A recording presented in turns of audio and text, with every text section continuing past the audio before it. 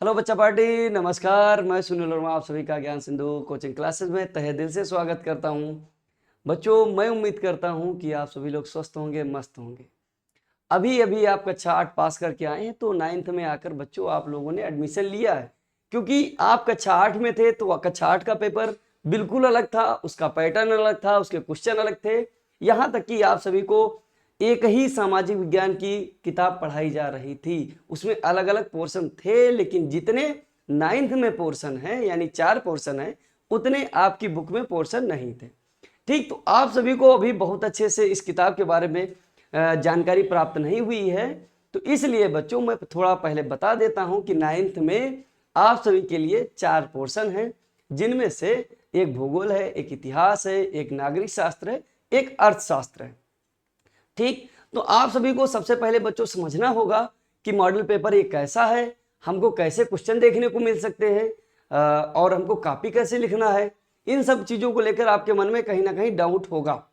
तो जिन बच्चों को अभी 9th में आए हैं और अपने टॉपर बनने की तैयारी कर रहे हैं, तो हमारे ज्ञान सिंधु कोचिंग क्लासेस या ज्ञान सिंधु क्लासेस में जाएंगे और वहाँ पर सर्च करेंगे कि सर कॉपी कैसे लिखें, उसमें डालेंगे, आपके सामने वो वीडियो तुरंत आ जाएगा। तो आपको वहीं से पता चल जाएगा कि हमको कॉपी कैसे लिखनी है, और अब आप भी बन सकते हैं अपनी क्लास के टॉपर, यानी 0 से हीरो तक पहुंच सकते हैं। अगर आप सभी लोग शुरू से लेकर 9 से लेकर 12 तक हमारे साथ जुड़ना चाहते हैं, तो आप सभी लोग इस चैनल को सब्सक्राइब करें, अपने दोस्त यारों के पास, आपके जो जानने वाला है उसके साथ शेयर कर सकते हैं, हमारी क्लास को भी शेयर कर सकते हैं आप, अगर आपको अच्छा लगा तो। ठीक बच्चों, तो आज हम बताने वाले हैं कि मॉडल पेपर कैसा आएगा। जैसे भी क्वेश्चन आएंगे, अगर इनमें से आप लोगों ने बहुत अच्छे से पढ़ लिया, तो कहीं ना कहीं आपका जो पेपर अर्धवार्षिक होगा, वार्षिक होगा, तो इसमें से आपको पेपर मिल सकता, हो सकता पूरा का पूरा पेपर मिल जाए, 90% मिल जाए, 80% मिल जाए, 50% मिल जाए, 20% भी मिल सकता है। यानी कहने का मतलब बस इतना है कि अगर आपके पेपर में यहां से कुछ क्वेश्चन सिर्फ दिखाई दे जाते हैं, या यहां से कुछ क्वेश्चन आपको मिल जाते हैं, तो भी आपके लिए बच्चों लाभदायक है।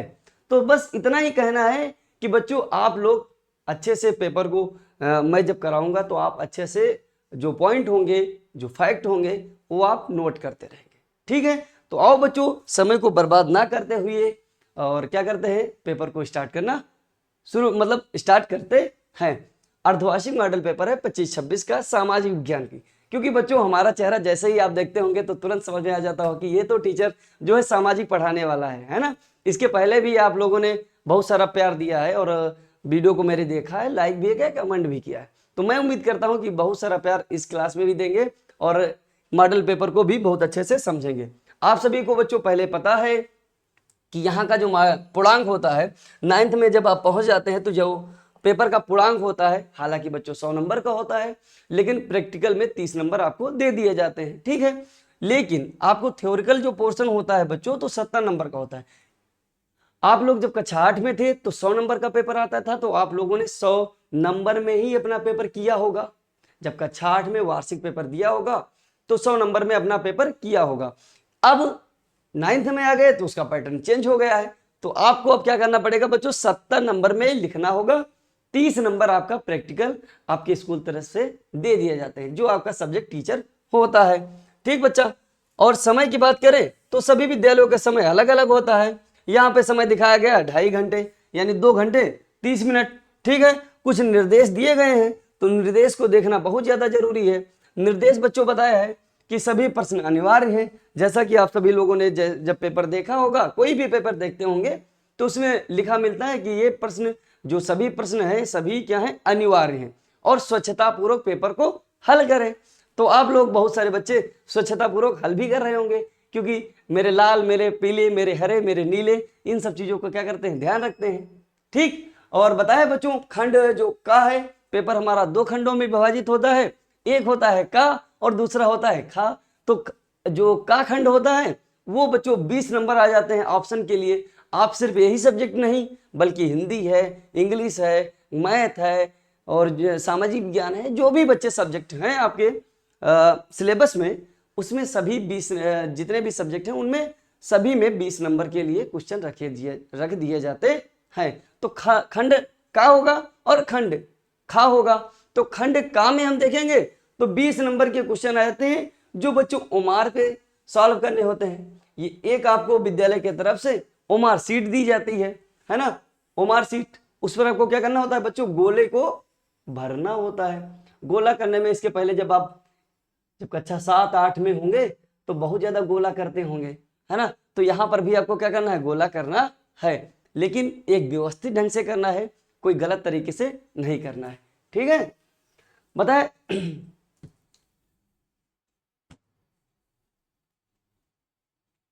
बताए शब्द सीमा का पालन करें। यानी शब्द सीमा का मतलब ये नहीं कि 2 नंबर में क्वेश्चन पूछा, 4 नंबर में क्वेश्चन पूछा, तुमने 4 पेज में कर दिया, है ना। 4 नंबर का अगर क्वेश्चन पूछा है तो आप एक शब्द सीमा बना के रखिए। जैसे 50 शब्द लिख दिए, 40 शब्द लिख दिए, है ना। इससे भी कम शब्द लिख सकते हैं, लेकिन अब ये भी ना हो कि 4 नंबर में क्वेश्चन पूछा आपने 10-15 शब्द लिख दिए, है ना। तो एक शब्द सीमा को बनाकर आपको रखना है। मैं बताऊंगा बच्चों, लगभग आप 30 से 40 या 50 शब्दों में आप आंसर आराम से कर सकते हैं, 4 नंबर वाला। ठीक है, तो शब्द सीमा को आपको क्या करना है बच्चों, बना के रखना है। अब हम देखने वाले हैं खंड का। खंड का में देखेंगे कौन कौन से क्वेश्चन है, कैसे कैसे हमको समझना है। बच्चों जब हम क्वेश्चन करते हैं तो हमारा जो पेपर आता है तो जितने नंबर का जो क्वेश्चन होता है वो हमारे प्रश्न के सामने अंकित होता है, यानी प्रदर्शित होता है। तो आप साइड में भी देख लेंगे, जैसे आपको दिखाई दे रहा है कि ये क्वेश्चन गुणे 20 यानी बराबर कितना हो जाएगा 20, यानी एक क्वेश्चन जो है 1 नंबर का है। और कितने क्वेश्चन दिए गए हैं पेपर में, 20 क्वेश्चन दिए गए, तो सभी क्वेश्चन कितने हो जाएंगे, 20 नंबर के हो जाएंगे। क्योंकि एक क्वेश्चन 1 नंबर का है तो 20 क्वेश्चन है, कितने नंबर के हो जाएंगे, 20 नंबर के हो जाएंगे। ठीक, तो बहुविकल्पीय प्रश्न हम देख लेंगे। बहुविकल्पीय प्रश्न, पहला क्वेश्चन दिया गया है। पहला प्रश्न, 1789 की क्रांति के बाद फ्रांस में किस प्रकार की शासन व्यवस्था स्थापित की गई है ना। बिल्कुल समझ लेना कि जो फ्रांसीसी क्रांति हुई थी, मैंने पढ़ाया भी है, इसी चैनल पे मैंने पढ़ाया है कि फ्रांसीसी क्रांति 1 शॉट भी कराया है। तो जिन बच्चों ने अभी 1 शॉट नहीं देखा है तो जाएंगे और इस क्लास करने के बाद 1 शॉट भी देख लेंगे और अच्छे से समझ में आ जाएगा। तो फ्रांसीसी क्रांति जो थी 1789 ईस्वी में की गई थी, है ना। उसके बाद क्या हो जाता है, जब वहां के राजा को हटा दिया जाता है ना, राजा को उस गद्दी से हटा दिया जाता है, राजतंत्र लगभग समाप्त हो जाता है। तो पूछा है किस व्यवस्था की स्थापना की गई थी। तो मैंने बताया बच्चों, क्योंकि निरंकुश राजतंत्र को क्या कर दिया जाता है, समाप्त कर दिया जाता है। तो उसके बाद जब राजा की समाप्ति हो जाती, राजा वहां से गद्दी से हट जाता है, तो क्या हो जाता है बच्चों, संविधान का निर्माण हो जाता है। क्या होता है, संविधान का निर्माण हो जाएगा। और बताएगा जो ये संविधान होगा ये कैसे लागू होगा, यानी ये संविधान जो होगा वहीं पर लागू हो जाएगा, जिसे हम कहेंगे संवैधानिक राजतंत्र, है ना। राजा की शक्तियों को बच्चों क्या कर दिया जाता है, सीमित कर दिया जाता है। जितनी शक्तियां संविधान के अंतर्गत होंगी, जो शक्तियां संविधान देगा जनता को और राजा को भी यूज करने के लिए, तो सिर्फ उतना ही करेगा, लेकिन राजा रहेगा। तो राजा वहां का था, लेकिन जो उसकी शक्तियां थी संविधान के द्वारा सीमित कर दी गई थी। ठीक, आई थिंक बच्चों आप सभी को यह समझ में आया होगा। अगला क्वेश्चन देख लेंगे, चर्च द्वारा वसूल किए जाने वाले कर को क्या कहा जाता था। यानी जो चर्च होती थी, मैंने बताया था बच्चों, जो पादरी वर्ग था, एक कुलीन वर्ग था, एक श्रमिक वर्ग था, समाज 3 भागों में डिवाइड था, है ना। समाज क्या था बच्चों, 3 भागों में डिवाइड था। ये कौन सा था, पादरी वर्ग, दूसरा कुलीन वर्ग, एक श्रमिक वर्ग भी था जिसमें डॉक्टर, मास्टर, वकील, है ना, यही सब क्या थे इसमें थे। तो पादरी वर्ग पहले समुदाय में आ जाता था, पहली कैटेगरी में आ जाता था। तो बताएं इनके द्वारा कौन सा कर लिया जाता था, है ना, इनके द्वारा कौन सा कर लिया जाता था। तो बच्चों ये टाइड, जो टाइड होता था, इसके द्वारा क्या होता था, कर लिया जाता था। कर लेने का मतलब क्या है कि जो कृषि उत्पन्न की जाती थी किसानों के द्वारा, तो मान लो उसमें से 10वां जो बचता था, यानी 10वां भाग बच्चों उसमें से ले लिया जाता था। उदाहरण के लिए अगर किसी व्यक्ति ने 10 केजी गेहूं या 10 किलोग्राम गेहूं उत्पन्न किए हैं।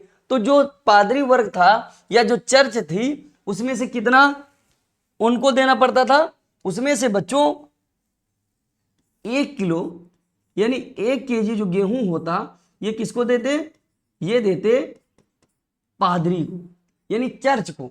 ठीक, 9 किलो किसके पास हो जाते बच्चों, 9 किलो जथा ये हो जाते किसान के पास, यानी ये हो जाता जो पास बचता बच्चों, अन्न जो बचता जो कृषि की उपज थी 9 किलो किसान के पास होता और 1 किलो चर्च को देना पड़ता था।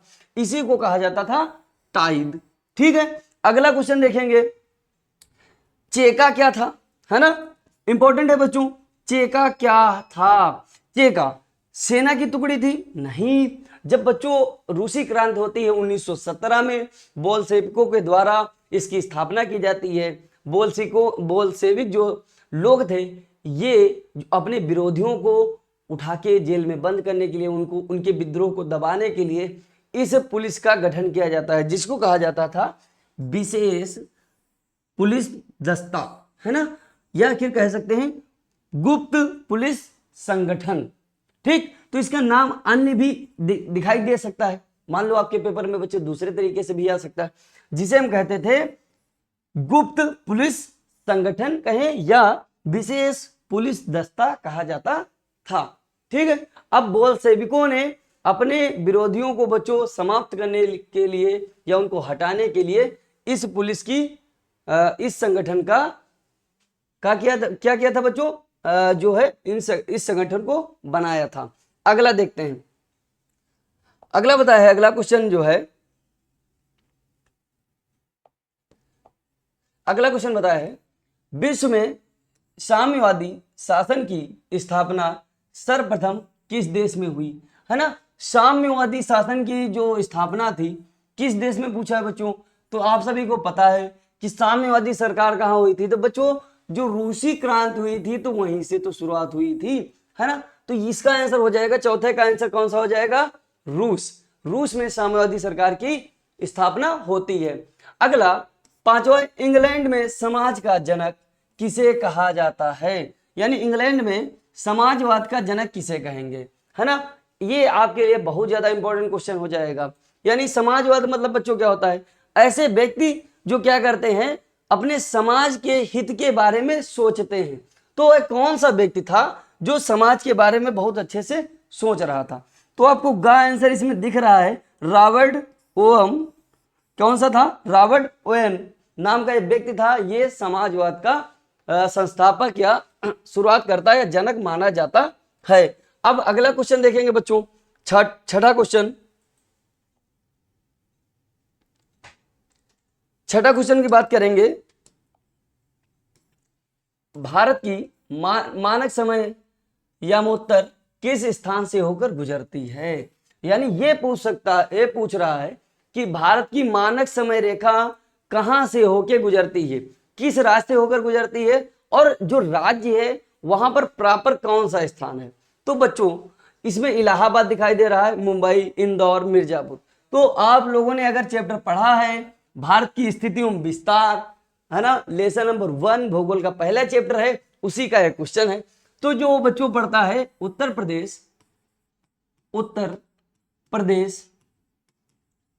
प्रदेश में पड़ता है बच्चों मिर्जापुर, वहीं से होकर क्या होती है मानक समय रेखा निकलती है।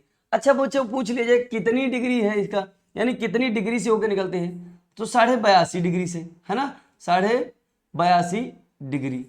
ठीक है, 82.5 डिग्री से क्या होती है बच्चों, ये निकलती है। ठीक है, अगला और पूछ ली कितने राज्यों से होकर निकलती है, तो बच्चों 5 राज्यों से होकर निकलती है। अब अगला क्वेश्चन देख लेंगे, भारत में सुदूर पूर्वी राज्य का नाम क्या है। सुदूर पूर्वी एक बार मानचित्र हम देख लेते हैं जिससे आप सभी को बहुत अच्छे से समझ में आ जाएगा। ये क्या है बच्चों, भारत है,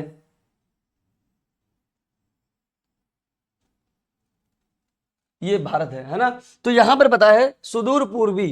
अब सुदूर पूर्वी मतलब बताया कि बच्चों यहां वाला जो राज्य कौन सा है, अभी मैं यहां वाला भी बता दूंगा, इधर वाला भी बताऊंगा, यहां वाला कौन सा है, इधर वाला कौन सा है। तो अगर पूछ ले सुदूर पूर्वी राज्य तो कौन सा हो जाएगा, ये हो जाएगा अरुणाचल प्रदेश, है ना।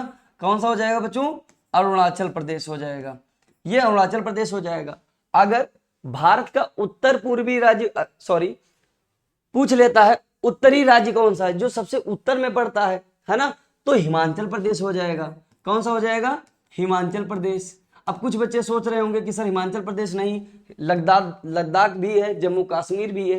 तो लद्दाख केंद्र शासित प्रदेश है, जम्मू केंद्र शासित प्रदेश है ना, उसके बाद आ जाता है हिमाचल प्रदेश। तो हिमाचल प्रदेश है क्या है बच्चों? राज्य है। जैसा कि मैंने बताया कि राज्य के बारे में जब पूछेगा तो आपको राज्य का ही आंसर देना है, ना कि केंद्र शासित प्रदेश का। अगर इधर पूछ लिया जाए पश्चिमी राज्य कौन सा है, तो ये बच्चों कौन सा हो जाएगा? गुजरात हो जाएगा। ये गुजरात हो जाता है। नीचे कौन सा हो जाता है? तो तमिलनाडु हो जाता है। तमिलनाडु।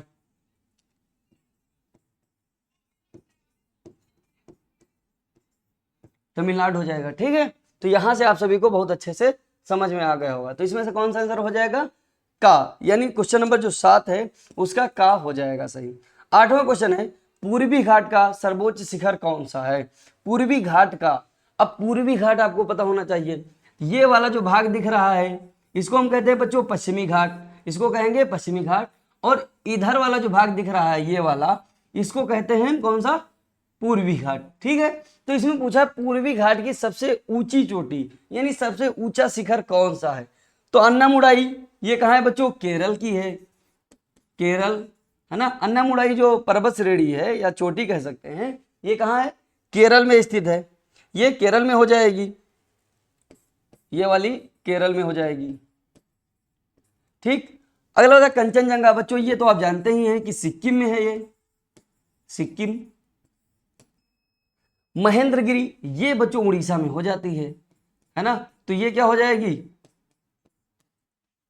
यही हो जाएगी पूर्वी घाट का सबसे ऊंचा या सर्वोच्च शिखर हो जाएगा। ये हो जाएगा 8वें का क्वेश्चन। खासी बच्चों कौन से हो जाते हैं? मेघालय में पड़ जाता है, मेघालय है ना, ये मेघालय हो जाएगा। अगला देखते हैं बच्चों, भारत के भूस्वरूप में विविधता का कारण क्या है? यानी भारत के भूस्वरूप जो बनावट आपको दिख रहा है, कहीं पे ऊंचे ऊंचे पर्वत हैं, कहीं पे नीची नीची नदियां हैं, कहीं पे पठार है, कहीं पे समतल भाग है, मैदानी भाग है ना। तो ये इसका कारण क्या हो जाएगा, है ना? इसका कारण क्या होगा? इसका कारण बच्चों होता है शैलों में विविधता। ठीक है, इसका कारण हो जाता है शैलों में विविधता, यानी शैलों की जो विविधताएं होती जिसके कारण यहाँ पे आपको ऐसी बनावटें देखने को आपको आराम से मिल सकती हैं। ठीक है, अगला क्वेश्चन नंबर 10 देखेंगे। क्वेश्चन नंबर 10 में हम देखेंगे कि जो भारत के उच्चावच का निर्माण किन कारणों से हुआ है, यानी भारत में जो उच्चावच बने हुए हैं ये किन कारणों से बने हुए हैं। तो हम देख लेंगे अपक्षय क्या होता है। अपक्षय, जब किसी चीज का जो क्या होता है, जब घिस घिस के वहीं पे टूट टूट के उसी स्थान पे गिर जाती है ना, अपक्षय होता है। मान लो ये एक प्रकार से रॉड है, आपने देखा होगा लोहे की जंग लगी जो रॉड होती है वो टूट के एक समय आता है, धीरे धीरे वो क्या हो जाती है, टूट टूट के यहीं पे गिर जाती है। तो ये क्या हो जाता है? अपक्षय हो जाता है। अपर्दन क्या होता है? मिट्टी, मान लेते हैं ये मिट्टी है, तो ये क्या हो जाती है बच्चों, यहां से टूट टूट कर, यहां से टूट टूट कर या कट कट कर क्या होती है, मिट्टी की जो भूभाग का ऊपरी सतह होती है कट कट के क्या हो जाती है, यहां पर इकट्ठा हो जाती है। ठीक है, तो इसी को क्या कहते हैं? अपर्दन कहते हैं। ठीक, इसको कहते हैं अपर्दन। लेकिन इसको तो कहेंगे जब मिट्टी यहां से कटेगी और यहां पर जब जाएगी, यहां से कटकर एक स्थान से कटकर दूसरे स्थान पे गई तो मिट्टी का अपर्दन हो जाएगा। लेकिन जहां पर मिट्टी इकट्ठा हो जाएगी, जहां पे मिट्टी क्या होगी बच्चों, इकट्ठा हो जाएगी, उसे क्या कहेंगे? निक्षेपण कहेंगे। क्या कहेंगे? निक्षेपण कहेंगे। आप सभी को तो बहुत अच्छे से आता होगा कि सर अपर्दन क्या होता है, जब मिट्टी की ऊपरी सतह कटकर दूसरे स्थान पर चली जाती है तो उसे अपर्दन कहते हैं।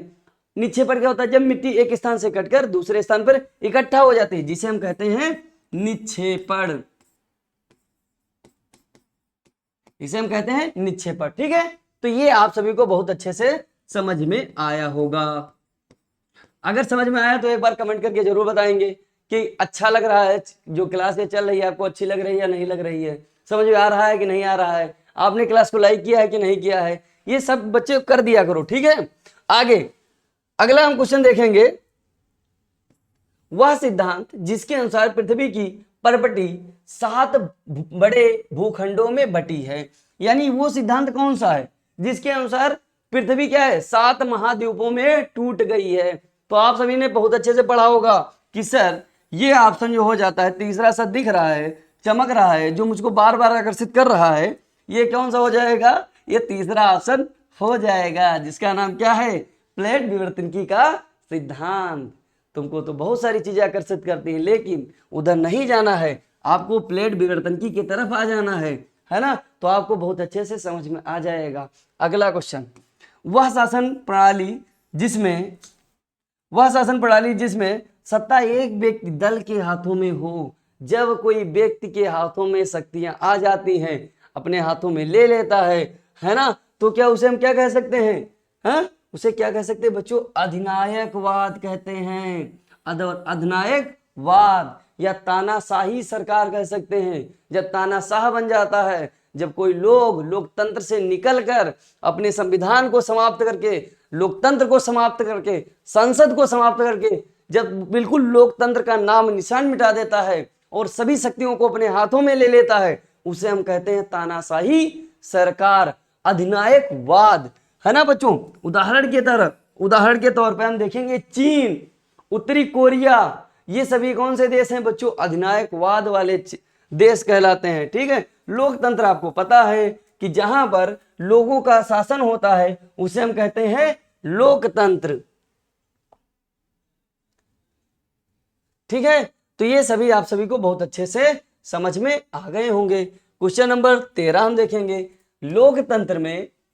लोकतंत्र में समस्या समाधान में किसकी भूमिका महत्वपूर्ण होती है। समस्या समाधान में विपक्ष भी बच्चों जब लगातार क्या करता है, सत्ता पक्ष से क्वेश्चन करता है, बार बार पूछता है, तो वहां से भी समस्या समाधान होती है। मीडिया भी बच्चों, कहना तो नहीं चाहिए, लेकिन मीडिया भी बच्चों क्या होती है, लगातार क्वेश्चन पूछती है और सत्ता पक्ष से जो निराकरण करती है।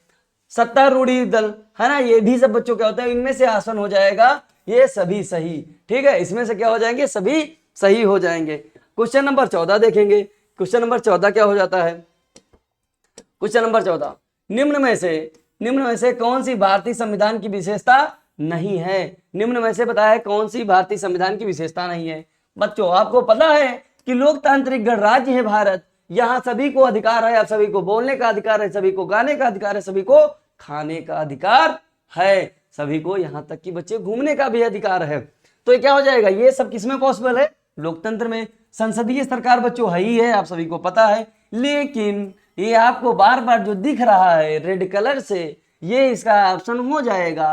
कारण है इसमें पूछा है एकात्मक सरकार। ठीक है बच्चा, तो ये क्या होगा, एकात्मक जो शासन है ये इसका आंसर हो जाएगा। लेकिन ये भारत के संविधान की विशेषता बिल्कुल नहीं है, एकात्मक सरकार नहीं है। अगला क्वेश्चन हम देख लेंगे। इसी क्रम में हम चलते चलते बहुत सारी चीजों को देखते जा रहे हैं।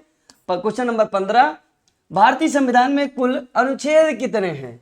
अब संविधान पूछ ही लिया है, उसने क्वेश्चन को छेड़ ही दिया है, तो उसको बहुत अच्छे से हम सॉल्व करेंगे कि संविधान किसने लिखा, कितने लोगों ने लिखा, इन सब चीजों की जानकारी हम देंगे।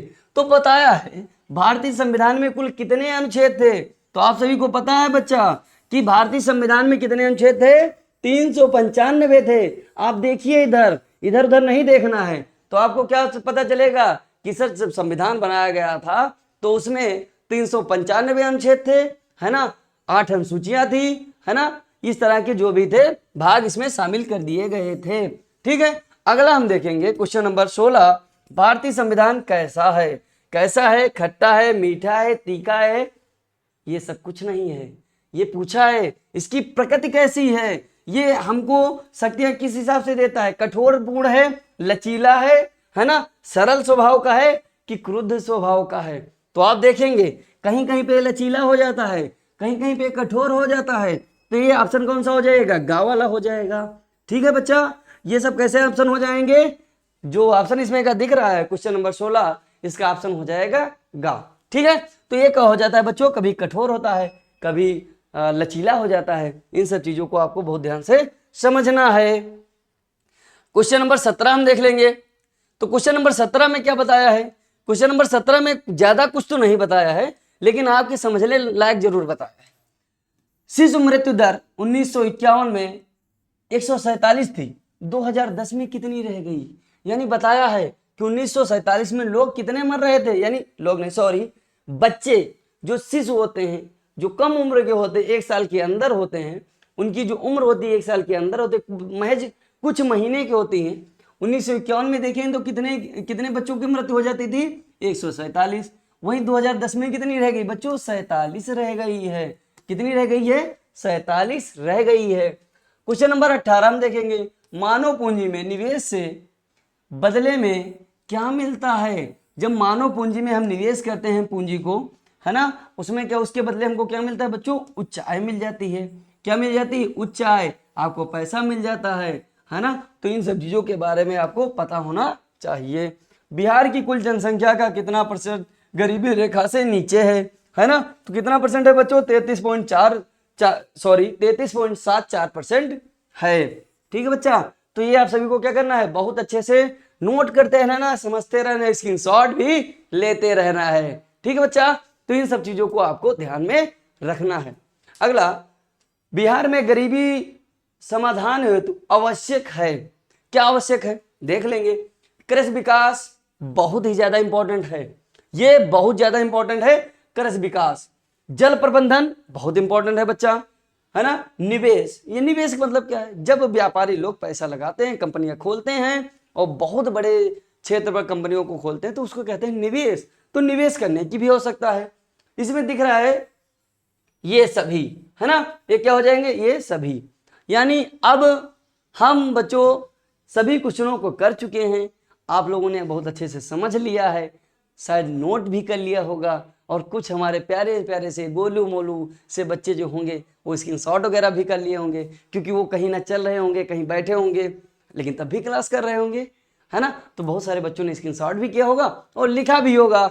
ठीक है, मैं उम्मीद करता हूं कि आप सभी लोगों ने बहुत अच्छे से क्लास की है अभी तक।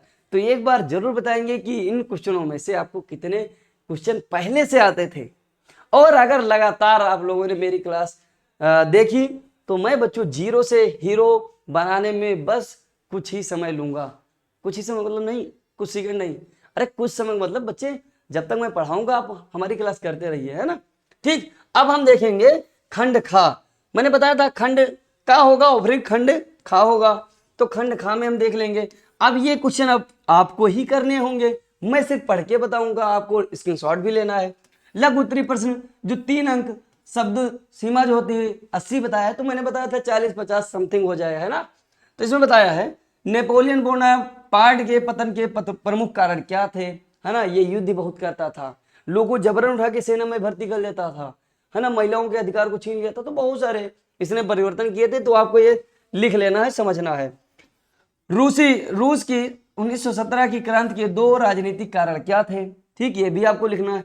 लोकतंत्र की सफलता के लिए 4 आवश्यक शर्तें बताइए, आपको बताना पड़ेगा, आपको नोट करना पड़ेगा।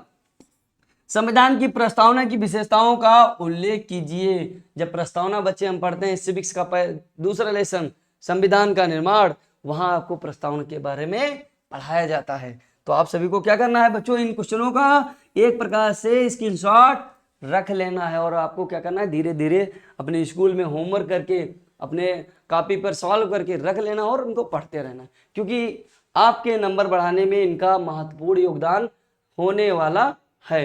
ठीक है, तो आप सभी इनको क्या करेंगे, बहुत अच्छे से पढ़ते रहेंगे। और भी क्वेश्चन देख लेंगे, ऐसी कोई बात नहीं है। क्वेश्चन नंबर 23 हम देखेंगे, उसमें बताया भारतीय उपमहाद्वीप का सबसे प्राचीन भूभाग क्या है। डेल्टा एवं ज्वार नदमुख में अंतर बताइए। मानव पूंजी निर्माण से आप क्या समझते हैं। निर्धनता आकलन के वर्तमान तरीके पर अपनी राय दीजिए। तो आपको भी अपनी राय क्या करना है बच्चों, देते रहना है। ठीक बच्चा, और बताया है फ्रांसी की क्रांति के परिणामों पर प्रकाश डालिए, है ना। रूस की क्रांति 1917 की क्रांति का प्रभाव बताइए। लोकतंत्र का अर्थ बताइए। संविधान सभा का गठन और कार्य पर प्रकाश डालिए। ये सभी आपको क्या करता है मतलब क्या करना है बच्चों, स्क्रीनशॉट वगैरह लेते रहना है और समझते रहना है। ठीक, ये आप सभी को बहुत अच्छे से पता भी होने चाहिए। बताया बच्चा संविधान सभा का गठन और कार्य पर प्रकाश डालिए। भारत के भौगोलिक स्वरूप ने समाज को एकता कैसे प्रदान की है? भारत के प्रमुख भूभाग, आकृतिक भूभाग कौन कौन से हैं, ये भी आपको बताना है। हिमालय क्षेत्र व प्रायद्वीपीय पठार की तुलना कीजिए। आपको बताना होगा कि हिमालय जो इतना ऊंचा है और पठार जो ऊपर से नीचा है और भूभाग जो समतल भाग है उससे ऊंचा है और पर्वत से नीचा है। ठीक है बच्चों, मैं आप सभी को बता दूं, ये पर्वत हो जाएगा और ये क्या है? पठार है, और ये क्या है? समतल भाग है। तो ये देखो पर्वत से नीचा है, समतल भाग से ऊंचा है, तो आपको पर्वतीय या हिमालय भाग की तुलना किससे करना है? पठारी भाग से कर देना है। ठीक बच्चा। प्रायद्वीपीय पठार की पूर्वी और पश्चिमी नदियों की तुलना कीजिए। यानी बताया है कि प्रायद्वीप पठार की पूर्वी और पश्चिमी जो नदियां पूर्व की ओर बहती हैं और जो नदियां पश्चिम की ओर बहती हैं उन नदियों की भी तुलना आपको करनी है। बेरोजगारी से आप क्या समझते हैं? यानी आपका क्या आशय है? और ग्रामीण और नगरों में बेरोजगारी में अंतर बताइए, है ना। तो बेरोजगारी ऐसा बच्चा कोई नहीं है जो नहीं जानता हो, पढ़ा लिखा है, काम की आवश्यकता है, वो काम की भी करना चाहता है लेकिन उसको काम नहीं मिल पाता है, तो क्या है? बेरोजगार भी है। अब मानचित्र संबंधी कुछ क्वेश्चन देख लेंगे हम कि मानचित्र संबंधी क्या है। तो बताए प्रथम विश्व युद्ध के प्रमुख देशों को मानचित्र पर दर्शाइए, है ना। तो आओ बच्चों एक बार क्या करते हैं, इसको मानचित्र भी बहुत अच्छे से कर लेते हैं। अभी तक जिन बच्चों ने, मेरे नन्हे मुन्ने जो बच्चे हैं क्लास देख रहे हैं, अभी तक जिन बच्चों ने अभी तक मानचित्र की क्लास मेरी अभी नहीं की है, तो मैंने ज्ञान सिंधु क्लासेस पर मानचित्र की क्लास करा रखी है। वहां से आप मानचित्र भरना बहुत सरल ही तरीके से समझ सकते हैं। एक बार क्लास देखेंगे आपको मानचित्र भरना बहुत आसानी से आ जाएगा।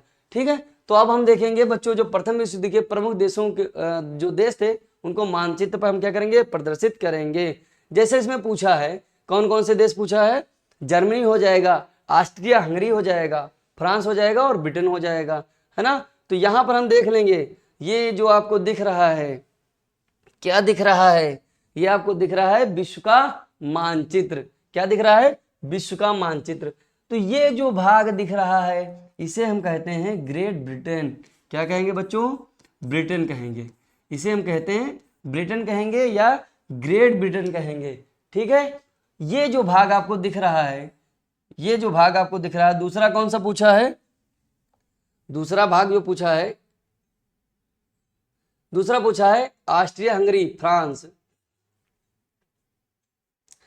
फ्रांस, है ना। कौन सा हो जाएगा? ये फ्रांस। ठीक बच्चा, तो आप सभी को मैंने बता दिया कि ये क्या है, ये ब्रिटेन है। कहाँ गया? हाँ, ये ब्रिटेन है। और ये बच्चा आपको जो दिख रहा है, मैंने जो रेड से कर दिया है ये वाला भाग, ये फ्रांस है। क्या है? ये फ्रांस है। ये आपको जो भाग दिख रहा है लगभग, ये क्या हो जाएगा? ये जर्मनी हो जाएगा।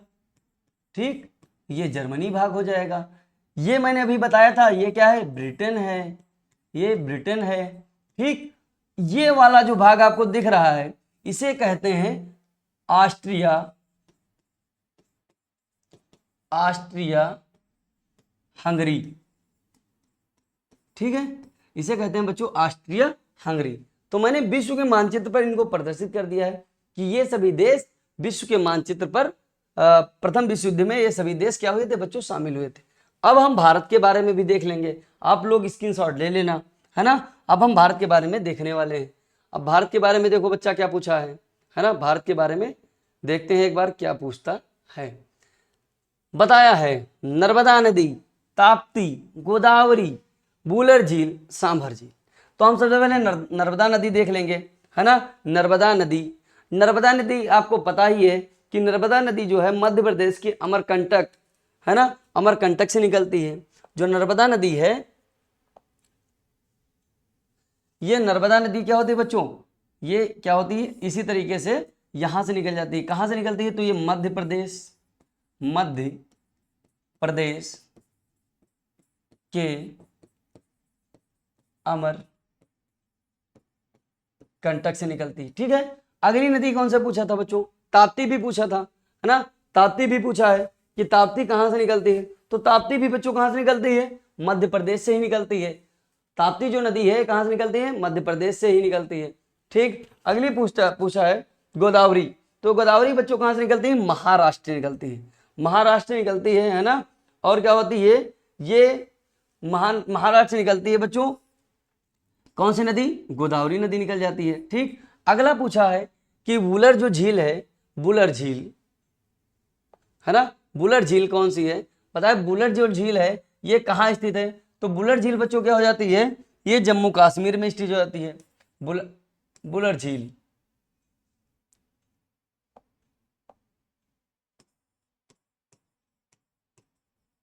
वुलर झील कहाँ हो जाएगी? जम्मू कश्मीर। ठीक, ये वुलर झील हो जाती है बच्चों जम्मू कश्मीर में। ठीक है, और बताया है कि सांभर झील।